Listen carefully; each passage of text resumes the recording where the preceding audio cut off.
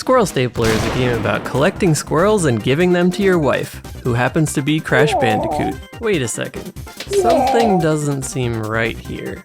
That's better. Hey everyone, Dave or Effie here, back with another hacking, modding, whatever you want to call it type video. In the past I've done a couple videos where I decompile indie games, hunt down secrets in the project, and then run my own code to completely break everything. I've done these sort of videos on Cuphead, Hollow Knight, Gloomwood, and of course, Iron Lung. And if you're wondering what I mean by of course, it's because Squirrel Stapler was made by the same developer as Iron Lung. I had a lot of fun making that Iron Lung video because David, the developer of the game, scatters secrets and little clever game dev tricks throughout all of his projects. So when I first played the re-release of Squirrel Stapler a couple weeks ago, I happened to notice a bunch of bonus content sitting right in the game's folder. This goodies folder contained a variety of things, from notes to art assets, and even an entirely different game tucked away for people to find. There's so many secrets packed in this small game that I managed to fall down a completely different rabbit hole searching for an image in that second game. But that stuff comes later.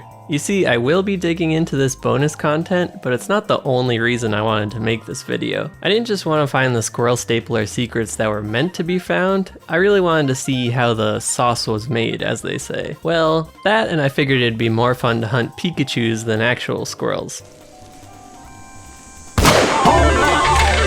So come with me and let's discover all that Squirrel Stapler really has to hide. Now this video turned out to be a much bigger project than the past entries because there's actually quite a lot packed into such a seemingly small game. So I think it's best we take things from the top, that being the original release of Squirrel Stapler as part of the DreadX Collection 2 back in 2020. Since I had only played the new version, I decided to go back and play the original to see if there are any interesting leads there. Somehow the recording of the original game came out looking terrible. I'm not sure if this was on my end or something to do with the rendering in the game, so I'll just keep this part short. The most noticeable thing in the original game was how much slower everything was, both in speed and waiting around for squirrels to spawn. The core mechanics are still basically the same, but a lot of the bonus content wasn't present in the original. Geocaches, giant squirrels mode, and one of my favorite parts of the game, the Shady Shack, are all brand new additions in the re-release. Aside from that, we can take a look at the official changelog to see how development progressed on Squirrel Stapler 2.0.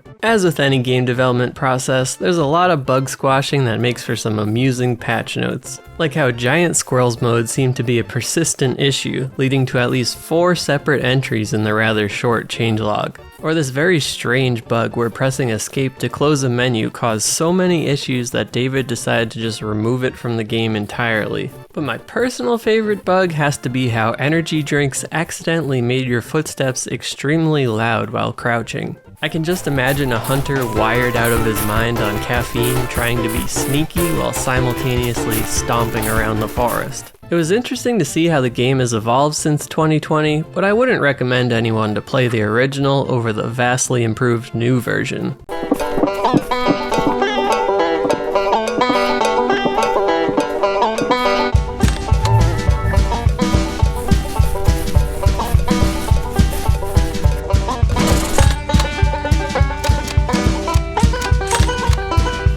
With the past out of the way, I could finally move on to the present.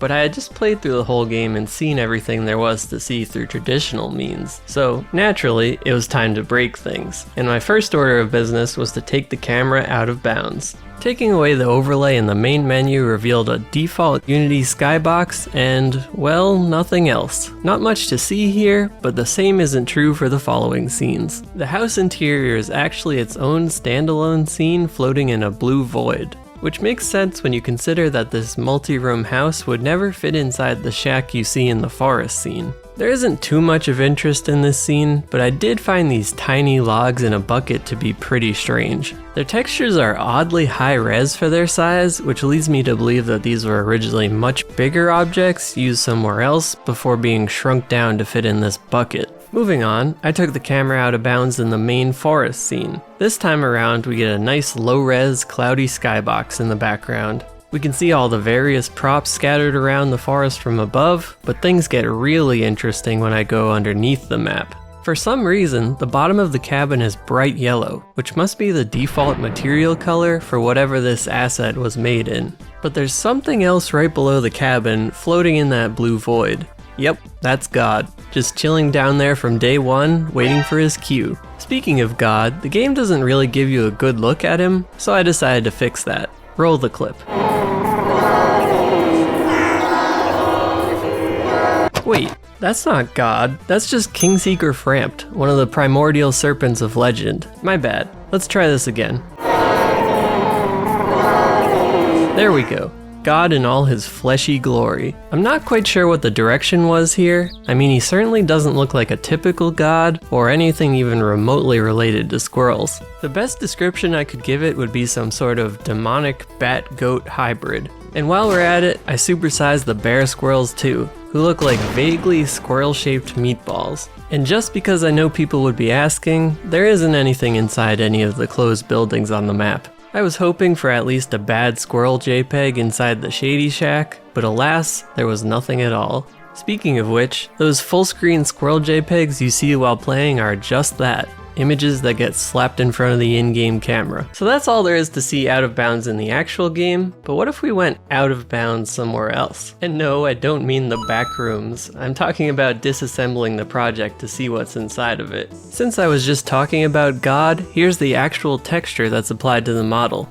I still have no idea what it's supposed to be. Speaking of textures, there's a strange mix of photographs crunched down to a low resolution and seemingly hand-painted textures. For example, check out these random squirrels, or this log, or these dials that had to be high-res at some point before ending up here. We've also got things like the rifle texture, which appears to be a mixture of some direct photographs alongside a repeating wood texture. But on the other hand, we have things like this bear texture, which is just a square of fur with some rudimentary face painted on top. Names can also point to some interesting revelations, the most notable being something called enemy text. This texture appears to be the body you see inside the cabin, alongside some teeth and a few indistinguishable brown blobs. Is this just a case of one texture being used for multiple objects, or is the body in the cabin actually an enemy? Was there some plan on the body turning on you at some point? Was that the original ending, before it got replaced with the God ending? These are just wild guesses, but little things like names can really offer up a lot of potential theories. I could pour over every last asset, but those are the most notable in my opinion. There's plenty of other random stuff in the project, like this texture sheet of emojis. Was Squirrel Stapler originally gonna throw up emojis when you shot squirrels? Before this investigation, I would say absolutely not, but now I'm not so sure. Assets are important and all, but everyone knows that the best secrets are actually hidden within the game's code. Luckily for us, I was able to decompile the project to have a look inside. And just like my past videos, I'll try to keep the code review understandable even if you've never programmed anything before. You could skip to the next part of the video if code scares you, but you'd be missing some of Squirrel Stapler's biggest secrets. So that's your call. So without further ado, let's just jump right into it. One thing I kept finding throughout the codebase were dead functions, as in code that isn't used anywhere, but it still exists in the project. This usually points to features that were cut during development, although it isn't always the case. One great example of this is that there's dead code for mantling, or climbing obstacles, like you'd expect in an immersive sim or some modern FPS games. Now, David has worked on numerous games, so it's possible that some of the stuff here is just stub code copied over from his other projects. But in that same vein, we have some more unused code for weather effects. Was Squirrel Stapler originally going to have different times of day, wind, rain, and more? It would be cool to see, but it's the sort of thing you can understand why it'd be cut to spend time on more important features. And speaking of important features, I had to know what was going on with the Shady Shack. Well, this is it. This might look like a lot of code at first, but it's actually pretty simple. When the player walks in, it just shows that squirrel JPEG and plays some audio for a few seconds. Gameplay wise, it unlocks an achievement and gives you 500 points. Other than that, there isn't all that much to it. Just goes to show how much you can pull off with a pretty small amount of code and assets used cleverly. And before we move on, it would be a huge disservice to skip over the God code. So here it is. Once again, it might look like a lot, but it's pretty straightforward. Once God is triggered, he teleports out of his spot under the map to appear near the player. While the timer is counting down, and for a few seconds afterwards, he's basically stuck to your back. You can't possibly turn to see him at this point because he's always directly behind the camera.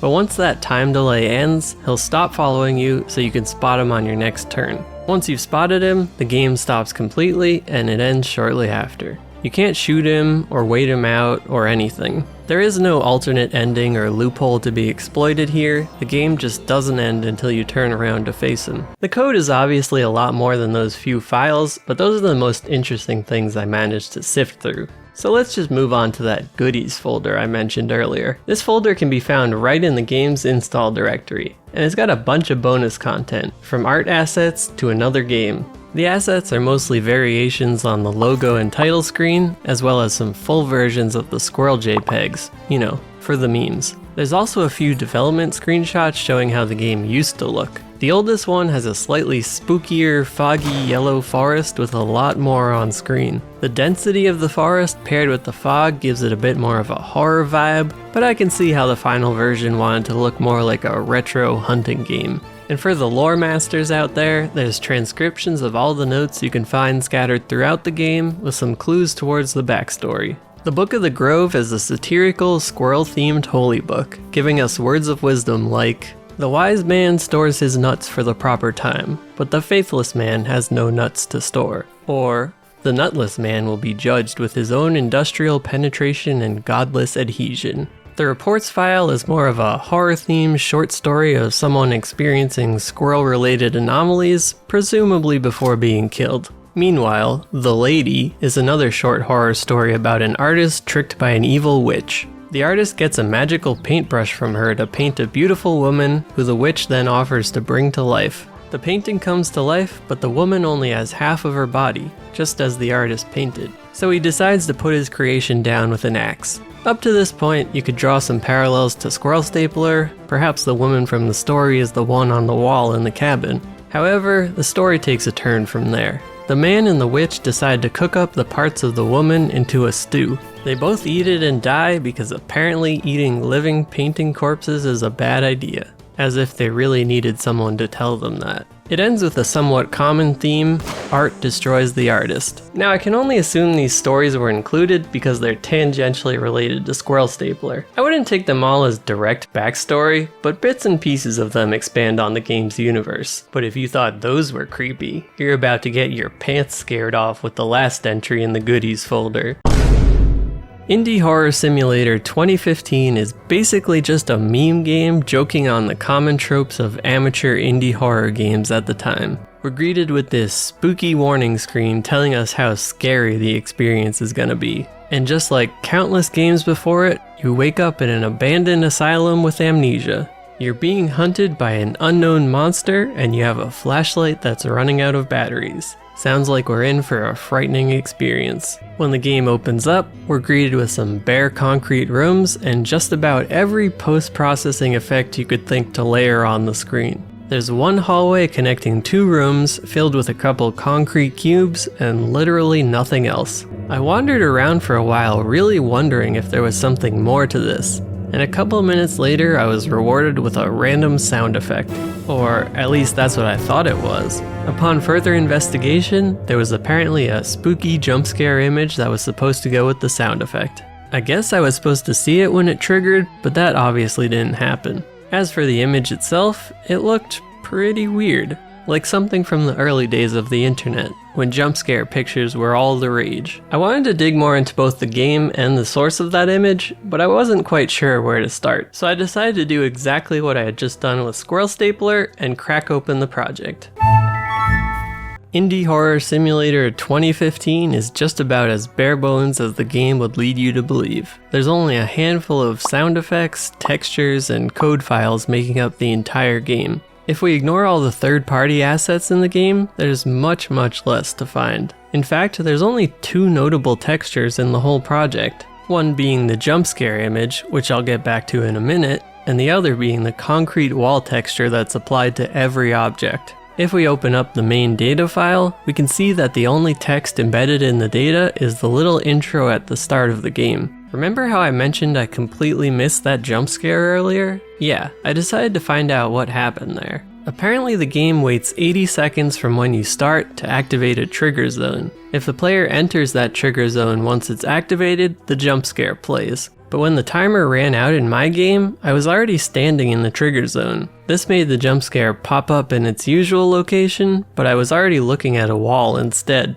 That pretty much covers the whole game, except for that one strange jump scare image. I found the original in the project, so I decided to do a reverse image search to see what came up. This led me to a Reddit post from 2 years ago showing a phone screenshot with this face, asking if anybody knew the origin. For some reason, almost a year after this post was made, a user by the name of Roman Rifle commented with some answers. According to them, it came from a video titled Scary Demon Face by Saxon Burner Studios around 2008. Searching for Saxon Burner Studios provided me with exactly 2 results, one leading back to that Reddit post and another to an entry on a site called Screamer Wiki. Yeah, apparently a wiki site for random internet jump scares is a thing. Anyways, the wiki entry doesn't provide much more than the Reddit comment and a description of the video. Going back to the comment, I took a look at the re-upload, which was posted 6 years ago, and another version of the same video posted 12 years ago.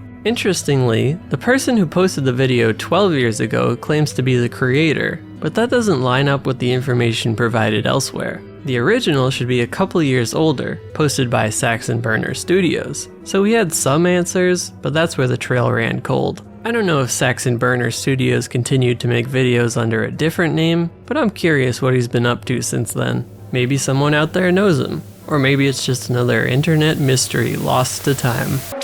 Anyways, that had almost nothing to do with Squirrel Stapler, but it was a pretty interesting rabbit hole I happened to fall down. I think at this point we've thoroughly disassembled and examined just about every last piece of Squirrel Stapler, from experiencing the original release, to exploring the goodies folder, witnessing God, shooting Pikachus, marrying Crash Bandicoot, and everything in between. It's been one hell of a ride. This video turned out to be a massive undertaking, which is why it took so long, but I did have a lot of fun putting it together. I'll probably work on something a little bit shorter next, but if you enjoy these big deep dives, feel free to let me know. As for plugs, I am working on my own horror game called Ad Infernum. It's sort of like Squirrel Stapler, except for it takes place in the desert, and you're the one being hunted, and well, it's not really like Squirrel Stapler at all. But if you are looking for more indie survival horror games, it might be worth a wish list. I'll leave a link down below if you're interested. Otherwise, subscribing is always greatly appreciated. Like I said, I really enjoy doing big videos like these, but I have to break them up sometimes with some smaller content in between. So keep an eye on the channel for some more short and long form content in the near future. But until then, thanks for sticking it out with me to the very end, and I hope to see you all in the next one.